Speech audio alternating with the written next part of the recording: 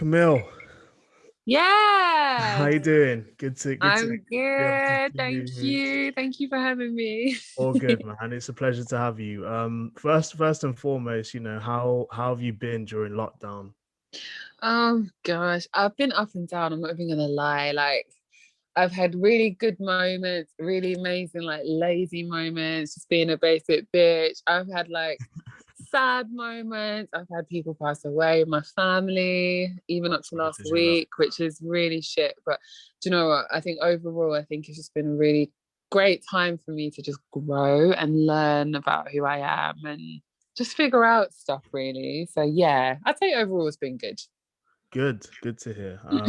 Yeah, it's been a tough time for everyone, I think, but at the same time, Yeah. you're right. It's like an opportunity to sort of do a bit more self-development and that sort of thing. But Yeah. yeah, Camille, let's start. Over 4 billion streams contributed as a songwriter, 3 Really? billion YouTube views, 5 number one UK singles, 10 number one UK albums you've contributed to, 17 top Wow. 10 singles, Brit Awards, 17. 17, that's what it says. Brit Oh Awards, my gosh.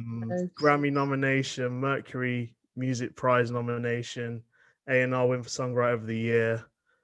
Wow, incredible. Wow. Did you ever think you would have all that?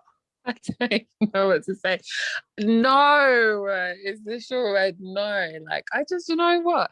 I just came into this industry because I wanted to make music. I never came in thinking this was the goal or like I had to achieve all these things. I just wanted to make music because it was fun and I really enjoyed it. So I'm so lucky that I get to be able to do what I love and hear things like that. That's crazy to me, man. Wow. Wow. How did it start for you then? Like I guess you were quite the artsy person in school, quite into music and I stuff. was, do you know what? Weirdly, I loved art and then I also loved maths and physics. So those are like my two loves. So Mad. even down to my A levels, like I was studying art and then I was studying maths and physics. And it was either going to be like architecture or economics were my two choices. Right. And then at the last minute, I just switched and went to economics. And then I started studying for that at uni and I started working as a stockbroker. And it was good because I could do it and it was kind of what I knew. Like I love in maths that there's an answer and that's it. Like I like knowing what something is. I've got a very logical brain. It got to the point where I was like, do you know what? I actually just do not want to do this anymore. Like with the economics thing, the stockbroking. So I just walked out of my job one How day. long were you doing stockbroking for? Officially about 2 years, but I was kind of doing it throughout my degree. Like there were these apprenticeships you could do. So I kind of started early. I worked in a lot of banks when I was younger, like from when I was Right. 16. I became a personal banker. So I kind of had a lot of banking experience anyway. So when I was through uni, I started doing it then. But yeah, it just wasn't for me. And you can put all your dedication and your hard work into something that you think is going to be the right thing. Feel empty. I just think it's about being brave and being true to yourself. I'm not saying encouraging people to walk out of their job. I'm just saying Right. I really encourage everyone to just do something that makes them feel fulfilled because you'll just get more out of it that way.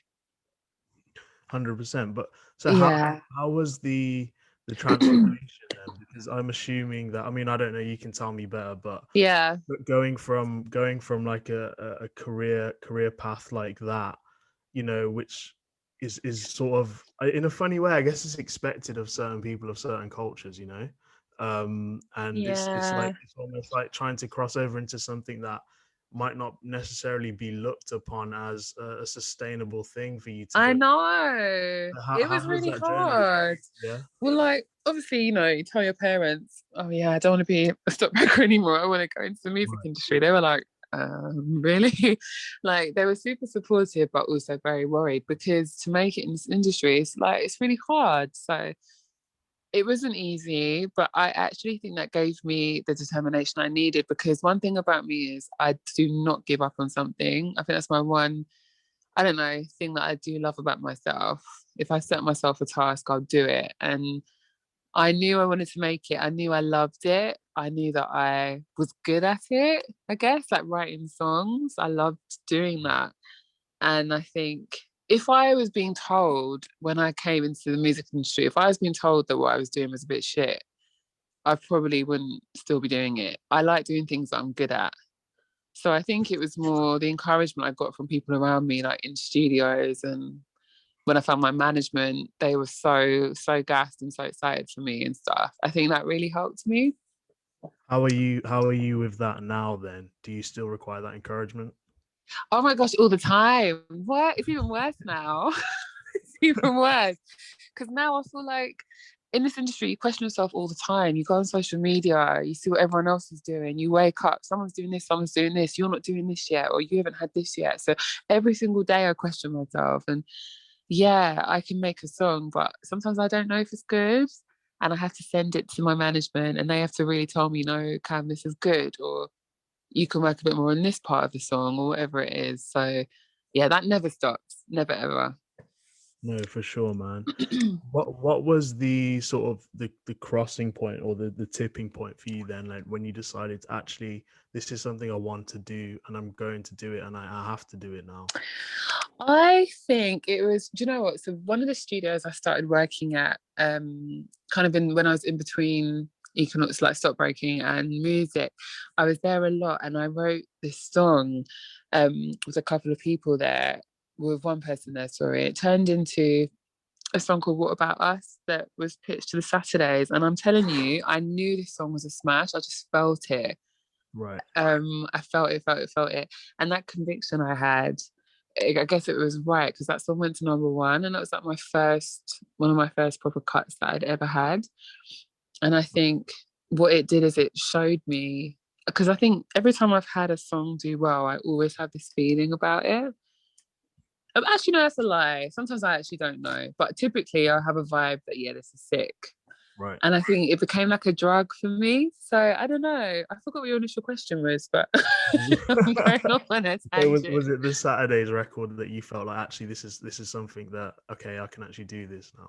Yeah, it just made me feel like, do you know what? That wasn't very hard. Like, that wasn't a lot of hard work. And the song's gone to number one. I'm driving around in the car and I'm hearing the song on the radio. Like, can you imagine the feeling of that? I'd never had that before. That's crazy, man. That's And crazy. so, yeah, I just knew this was what I wanted to do. When you did enter like this industry as they call it, you know, Yeah. what like was there anything that took you aback? Like, was there anything that shocked you or you weren't expecting? I think I was expecting there to be more women around, if I'm Right. honest. Yeah. Like, Yeah. when I first started, like, listen, I could count the amount of female songwriters, producers that I was interacting with, like, literally none. So I think for me, that was quite a shock. And it became something I'm very used to now, where I even have to kind of slap myself now and go, actually, no, there should be more women. It shouldn't be something you're used to. Do you know what I mean? Yeah. So 100%. that's definitely something I wasn't aware of, for sure. And you speak of like the the need for encouragement and I think it's like you said it's a tough industry and it's very much Yeah. self-doubt all the time for everyone. I think not just Mhm. artists, but industry side people, business side people as well. But on your socials, you're very like a compelling character. You're always out there trying to persuade and push your fans and your listeners and with positive messages. um Oh, how do you deal with that on a day-to-day basis? Like, what is it that keeps you going or gives you that energy to put that out there? you know what? I think it comes from what I almost need to hear myself, like, because I feel like I can be very, at times, feel very insecure and vulnerable. So typically, like, Right. I'll use those things almost like I'm talking to myself to help other people, because I think I'm sure everyone else needs to hear this as well. It's kind of like self motivation that I'm trying to spread to everyone else as well, I feel like. For sure, man. And I think Yeah. the positivity and the vibes of it comes through in your music as well, man. Oh, You thank know, of you. course, like we've just had the AO record with Simba, which you collabed on, which Yeah. sounds, it sounds incredible. It's a fun video. Talk to me a Thank little bit about that, you. man.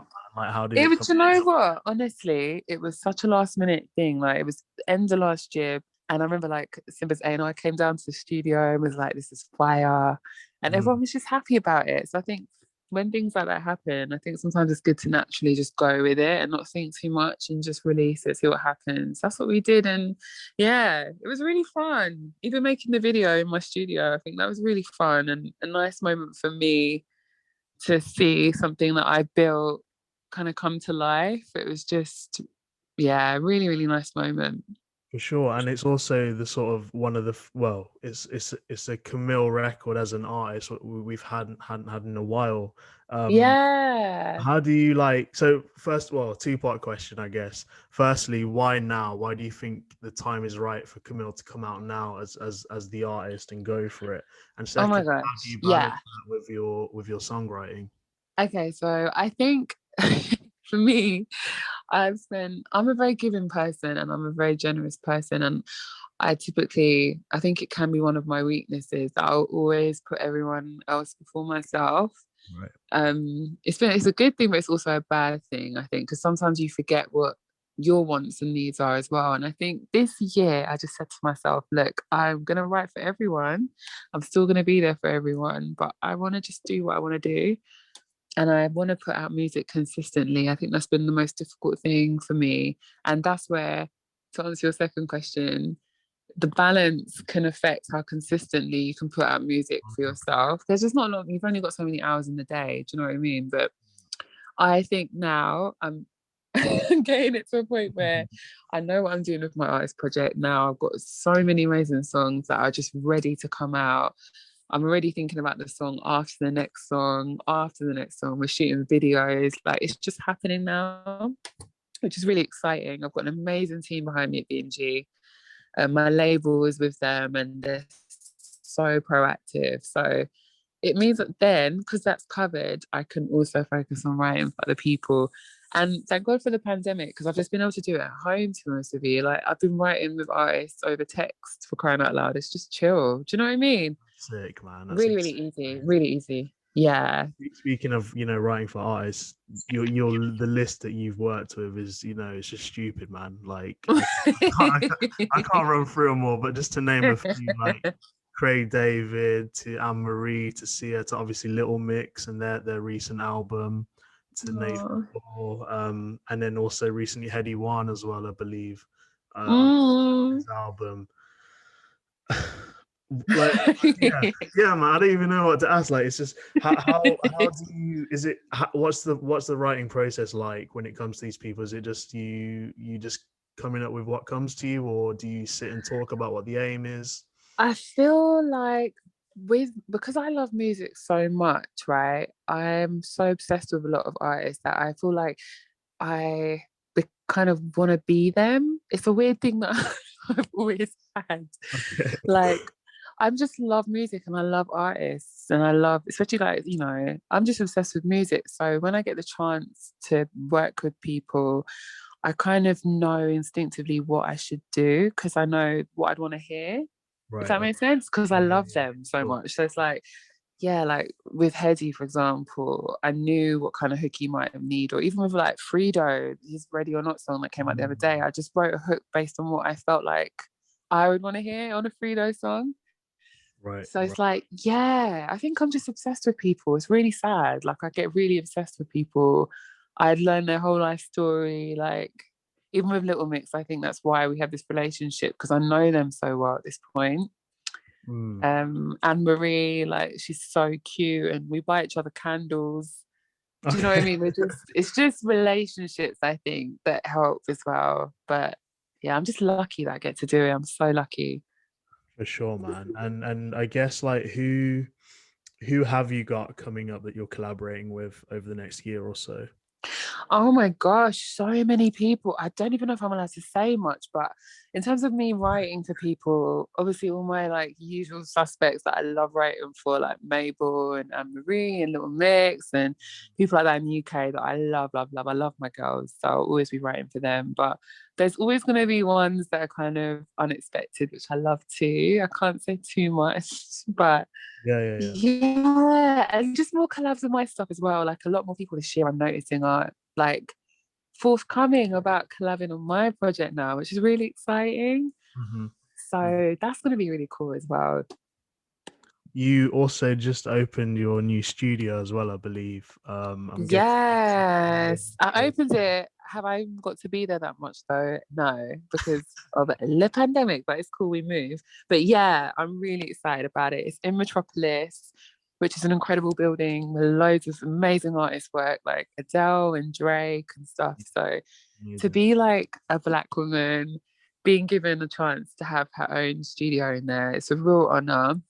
And it's beautiful. Like I made it like a spaceship. I love it so much. So yeah, I'm excited to get back in. Incredible, man. What just on that point, like with regards to yourself being a black woman in the industry and having achieved so much, what would you say to others in a similar position or trying to get to that position with regards to not necessarily what it takes, but like Yeah. what you how you navigated it? I feel like, and I always say this as a woman, let alone a Black woman, I just think you have to be excellent. And I know that's really hard to hear sometimes because it's not fair, but I just believe that to fulfill your dream, despite all the things against you as a woman, you have to excel. And I think in a way, it's kind of made me the person I am. It's made me want to always be the best at what I do or try to be the best in any way.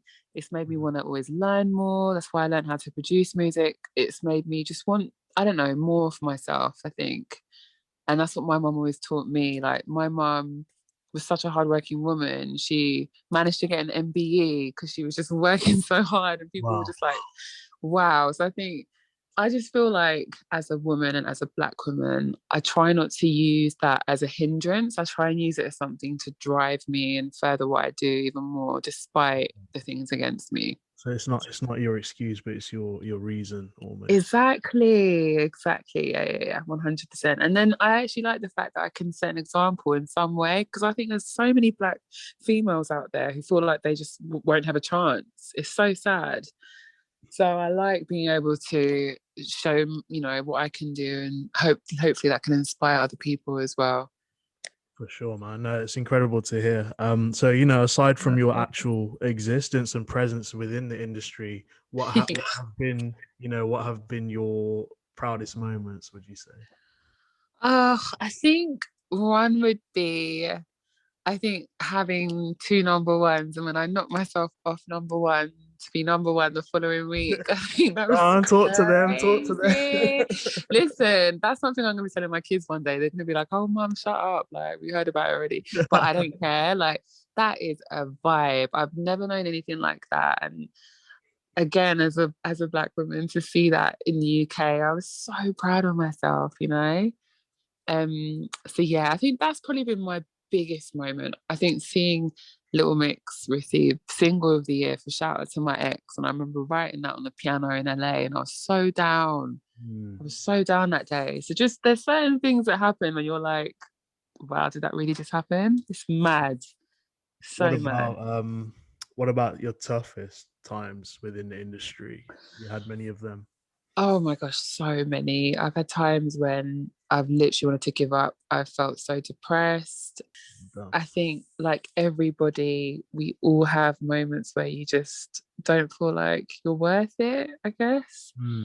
That probably happens to me like once a month. I probably feel like, should I give up? Because there's just, even now, it's just what your brain does to you. And I think, especially being stuck at home a lot of the time, I think our minds are controlling us in ways we never knew. Yeah, man. So I'm very happy though to admit that because I think talking about how you feel and talking about your mental issues is the only way you can set yourself free. So I think it's really important for us to acknowledge that just like there's good times, there's bad times, but it's so cool. Like, we'll get through it all. 100%, man. Yeah. What's the vision?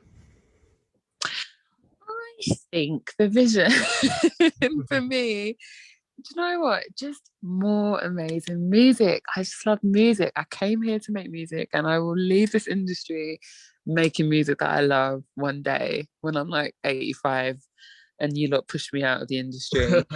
I just honestly feel like that's what I'm here to do. So whatever comes from that, muscle tough. But at the end of the day, I just want to make amazing music. That's all I want to do. So just more music. I want to sign incredible artists to my label, which I'm really excited about, Pure Cut. That's going to be really cool. Nice. And yeah, just writing for more acts, basically. Incredible, man. Well, how about the near future then? So obviously we've had the AO track, and I think by the time this comes out, Mirror Mirror would have dropped. Ooh, really exciting. What can you tell us about? What can you tell us about the rest of it? So excited about it. Mirror Mirror.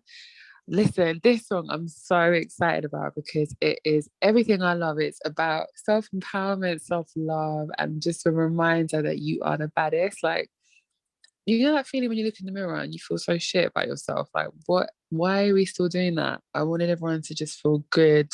Looking in the mirror, reminding yourself you're the baddest bitch you've ever seen. And that's what the song is all about. And I'm so excited because the video is so exciting. I get to be in a fairy tale. And I'm going to have an amazing remix coming up as well, which is really, really cool. Incredible, man. And then, I take it we've got more music coming later on in the year as well. Are we looking at a Kamille project soon, or? Oh my gosh, if people want one, I will give them one. I just didn't know anyone wanted one yet, but oh my gosh, yeah, like as soon as anyone wants a project, trust me, I've got enough stuff to drop one. So whenever the time comes, yeah, man, I'm definitely looking to do that. So also we have another project that you're working on I believe it's called She Is the Music. Yes. About that. So it's a project to really help and encourage female producers and female songwriters to do what they do, basically, and give them support, because obviously there's a massive disparity in the amount of female and male producers in this industry, and that's something that we wanted to look at. So Fred is someone who has completely supported me through my time in the industry, and he's just obviously an amazing producer in his own right. But I love that he notices talent in women as well. And he is one of the people who encouraged me to produce. So it was only right that we got together to find some amazing galdem. And there's so many amazing girls we found so far. Like, we started having Zooms with them. Haven't been able to get in the studio yet because of the pandemic, but as soon as we can, we're going to be having loads of amazing workshops. Amazing industry executives and artists are going to be coming down to like talk to them and help them and listen to their music. Like, imagine an opportunity where you as a woman could have your song heard by like the head of a record label, like in front of you. So it's just incredible what we're doing. I'm so excited about it. Incredible. Yeah, there's so much talent there, man. Incredible. That's good to hear, man. Thank you. We're really looking forward to it. We're looking forward to everything, I guess. Thank you. I normally end on, unless you had anything else you wanted to get across, but I normally end on 2 questions. So the first one is, what was the first piece of music you remember purchasing or getting hold of? I think, it was Khalees's first album, Kaleidoscope. That was the first piece of music, and I remember being so inspired. That's strong. Listen, that album is literally a masterpiece, and I think it was like Pharrell and his element, and it really inspired me about, just wanting to be in this industry so bad after hearing that. Have you ever met Pharrell? No. It is heartbreaking. I've worked with Timberland. I've met and worked with Timberland, but not Pharrell. It still needs to happen, man. I'm so begging for this to happen. Yeah, okay. You tell me when that happens, because he's a different energy, man. He's different. I know. And also, just speaking on that, so Khalees, like, who were the sort of artists that you look up to when you were younger then, or you still do? Obviously Beyonce, because she was, for me, in our era, the Black female who was killing it in a different league. And she's a perfect example of what I was saying earlier about being excellent at something.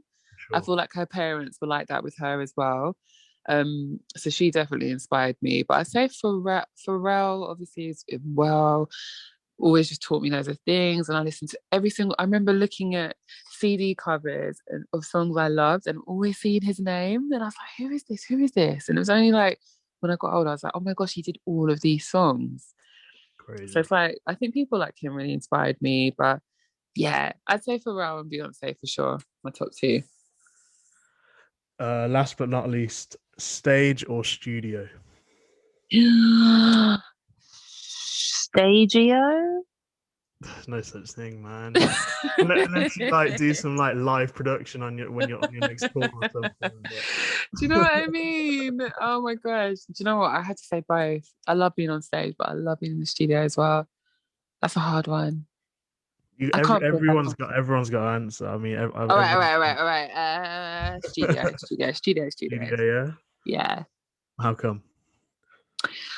Because there's nothing like when you're in the studio and you make a song that you know is sick. Like that excitement is like an actual drug. Like I can only imagine. I don't take drugs, but I can only imagine that's what it feels like. Because it's like Right. you're just so gassed. Like I can't explain it, and it happens every time. It's amazing. Awesome, man. Well, It's Kamille, amazing. we're really looking forward to the rest of the year, man. Hopefully, you got some big things coming. Thank And you. yeah, all the best for it. Oh, thank you so much. Love you guys. Thank you.